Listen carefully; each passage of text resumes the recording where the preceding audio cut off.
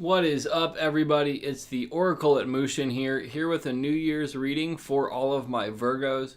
And as you can see, the Oracle card for your year is Courage.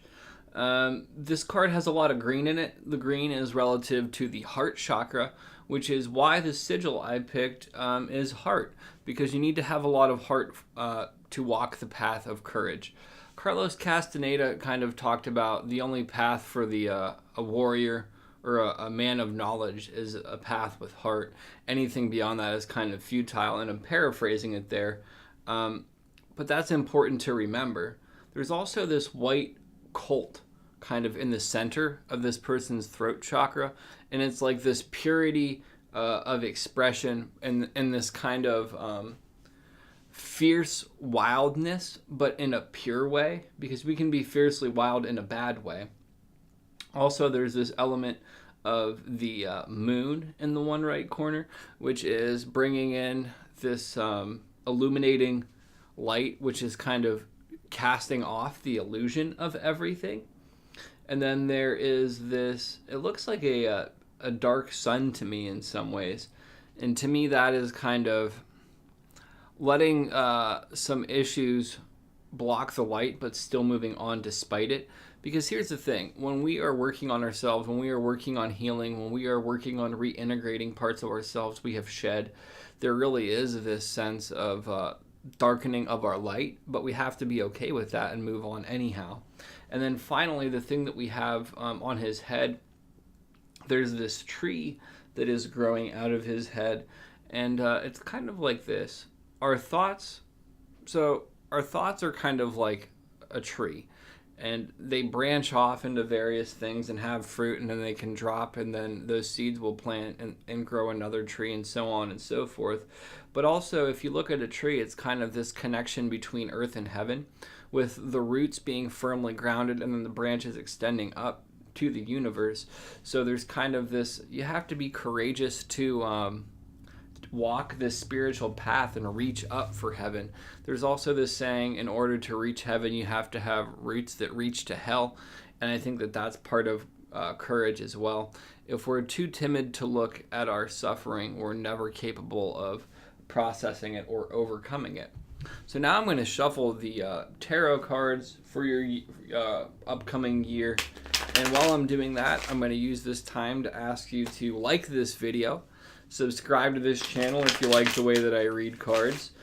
Check out the description below to look at booking your own private service, listening to the Tarot Cast, the Tarot to Go podcast, which is just an audio version of this. And also look at the ways that you can donate. Even if you kick me down $1, if this reading helps, I'd appreciate it. So getting right into everything, where can you benefit is the first card that you get. So you have the Fool. The Fool is all about emptiness. It's kind of this cosmic egg where it's this realm of infinite potentiality. There's this red card, or red scarf that the Fool has, and that's kind of like this material thing, but the material's disconnected from the earth in some way. So it's having this suspended materialism. Also, it's kind of in the center point of everything, so it's like the balance between being too connected to the earth and not being connected enough to spirit, like not floating away but not being overly grounded. There's this light blue, which is about communication, and also it fades into this darker blue of intuition. So when we begin new journeys, this is what this is indicating, where can you benefit? Taking new journeys and taking some risks. And it's interesting how courage came up with that. You got to take the leap.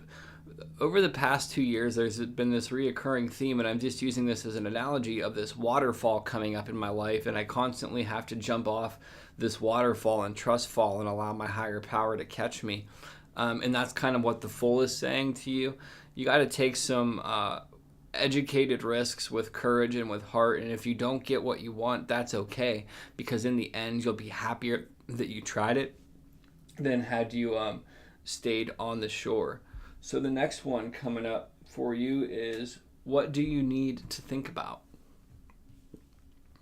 You have the Eight of Drums. Eight of Drums is about connecting with spirit, and in this way, it's kind of about ritual, There's dance involved in this card as well. There's a lot of green in the background, which is relative to heart chakra, infusing your heart into ritual, which is courage, and we have heart represented in the sigil that I made for you all. And then there's also this element of community in this Eight of Pentacles, finding a community who is going to help you with your ritual. So when you start off on this fool's journey, we're largely going it alone, taking this big risk, but then we need to find other people that are kind of off on their own fool's journey. And by fool's journey, I don't mean it in a negative way. I mean kind of not knowing what we're getting ourselves into, but the whole process of that developing us into something more than we could ever conceive. Biting off more than we can chew and building ourselves up because of it is what I'm talking about. What do you need to do is the next card. So you have the Ten of Pentacles, which is as a result of this courage in starting this new journey and kind of finding this ritual community or community where you could practice ritual with or honor spirit with and instilling heart in everything. You need to transform yourself and liberate yourself even further. There's this green robe that she is wearing, which is lifting her off the earth. Green is relative to the heart chakra, yet again, which is the heart sigil that I made, which is interesting. And then there's these elements of these red butterflies. So red is about the material world, as I mentioned earlier. Butterflies are symbols of transformation. So your heart is going to kind of manifest these butterflies, and the butterflies are going to manifest your heart. And by that I mean your courage to follow your heart is going to lift you up and create changes in the material world, and the changes in the material world are going to lift you up and create changes in your ability to follow your heart, if that makes sense. It's kind of this what's the word I'm looking for? Perpetual motion thing, where there's this inertia when we start to take these actions in that regard. And then finally, we have the challenge card. And that's really messed up by the glare. And it is the Four of Stones. So stones is about emotions. And in this card here, there's a person using the peace pipe and kind of honoring this deceased ancestor. And there's these pink wisps of smoke. So pink is relative to the emotional heart. And to me, this is saying that the challenge here is going to be being overly sentimental and clinging to things and not wanting to let part of your journey go. Because it sometimes, as odd as this may be, we become attached to our familiar suffering. We become attached to our limiting perception. We become attached to our past so much so that when it's time to grow, we don't want to let it go. But as you notice, there's this kind of white bird that is there, and that is where we will establish some freedom. But we need to have the courage to move past our limitations, and the heart that we need for our courage will help us transition from this. So just to recap what your year is going to be about, you're going to have the heart to be courageous, to take new journeys on.